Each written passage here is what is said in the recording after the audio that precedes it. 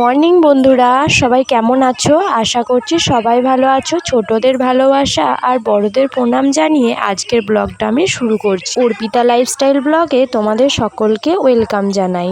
যে আমার ভিডিওটা দেখছো অবশ্যই কিন্তু শেষ পর্যন্ত ভিডিওটা দেখতে থাকো, অবশ্যই কিন্তু তোমাদের ভালো লাগবে। আর ভালো লাগলে একটা লাইক কমেন্ট শেয়ার কিন্তু অবশ্যই করো। আজকে সকালে উঠতে আমার একটু দেরি হয়ে গেছে, আর উঠেই দেখছি দিদি, বৌদি, বদ্দা ওরা সবাই কাজে লেগে পড়েছে।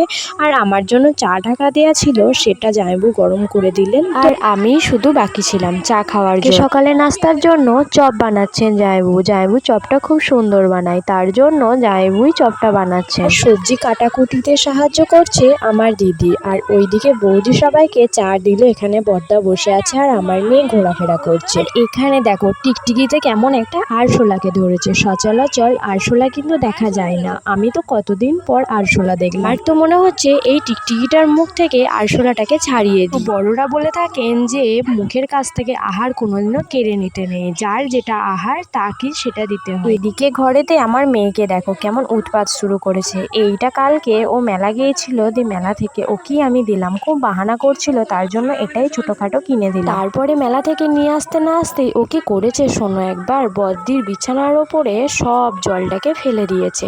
ও তো আর খেলতেই পেলো না, দুবার না একবার ওই বাবলসগুলো উড়িয়েছিল, তারপরে আর খেলতেই পেলো না। এরা দিদির বাড়ি এসে সবাই কিন্তু হাতে হাতে কাজ করে নিচ্ছে। এখানে বৌদিকে দিদি বললো বেসন ফাটার জন্য, আর দিদি এখানে সবজিগুলো বুনিয়ে নিচ্ছে, আর আমাকেও কাজ দিয়েছে। দাঁড়াও বলছে সবাই কে কি করছে দেখিয়ে দিত, তারপরে আমার কাজটাও তোমরা দেখতে পাবে। এই তো এখানে জামাইবাবু ডিম ফাটানো দেখে অবাক হয়ে গেলাম, কেন চপেতে আবার ডিম দেবে নাকি?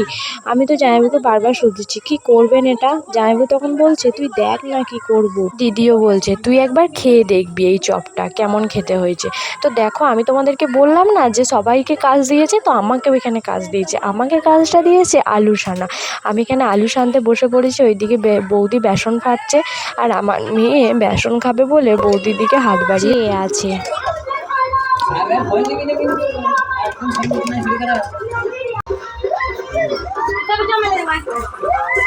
তোমরা তো ওইদিকে দেখতে পেলে যে আমি ওদিকে আলু সেনে দিলাম, আর ওইদিকে এখনও জামাইবাবু চপ ভেজে শেষ করতে পারেনি। তো জামাইবাবু ওদিকে আস্তে আস্তে চপ ভাজছে, আর আমি এখানে সকালবেলাতেই মেয়ের পারনগুলো আমার নাইটি সব ভিজিয়ে রেখেছিলাম, ওগুলো আমি এখন কেচে দিচ্ছি। আর আমার মেয়ে কেমন সাহায্য করছে একবার দেখো, হাতে হাতে আমার তুলে দিচ্ছে, আর আমি ওদিকে আমরা এখন খেতে বসে পড়েছি। এখানে বদ্দি আজকে রান্না করেছে, এটা হচ্ছে পোস্তর বড়া। আমি অর্ধেকটা লোভ সামলাতে না পেরে খেয়ে নিয়েছি একটুখানি।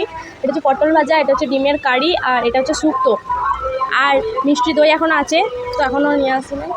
তো দেখতে থাকো। বেলায় খাওয়া দাওয়ার পর আমি একটু ঘুমিয়ে পড়েছিলাম। তারপর আমার মেয়ে উঠতে না উঠতেই আমাকে বলছে চলো একবার মেলায় নিয়ে চলো, মেলা যাব। বাইরে দিয়ে বেরিয়ে চলে আসছে, আর তোমরা তো জানো বড়দির বাড়ির সামনেই নাকি মেলা বসেছে। তার জন্য আমি তাড়াতাড়ি মেয়েকে নিয়ে একবার মেলাতে ঘুরতে চলে এলাম, আর এসেই দেখো আমার মেয়ের কেমন দুষ্টুমি শুরু করেছে।